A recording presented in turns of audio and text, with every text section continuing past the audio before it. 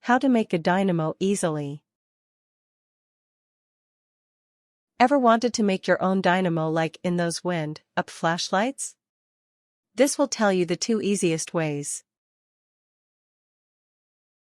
Method 1. First method. 1. Find a small hobby motor, those ones with some sort of wheel on the shaft. 2. Mount the motor on like a board or block of wood.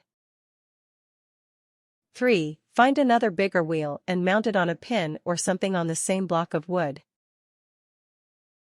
4. Put a handle on the bigger wheel. 5. Then get a rubber band and put it around the 2 wheels and start turning the handle. 6. You can put a voltage regulator on the positive wire to stop from overloading whatever you are powering, about $1. Method 2. Second method. 1. Get a roll of 28 gauge magnet wire at Radio Shack, $4 $7.95, 56 rupees. 2. Wrap a 10 to 15 foot, 30 to 4.6 m, length of wire around like a tub of margarine, remembering to keep it as tight as possible, at least 100 turns. 3. Then find a bar magnet about 1.112 inches long.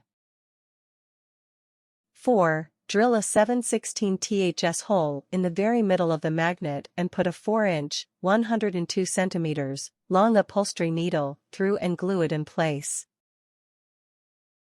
5. Mount the coil of wire on something, keeping the middle open. 6. Put the magnet thing in the middle and start turning it. 7. The loose ends of the coil are your positive and negative contacts. Use a voltmeter to find out. Tips. The thinner the wire in method 2, the more electricity is produced, but you will need to use at least 20 feet, 6.1 meters. 33 gauge is the best, but it's hard to find.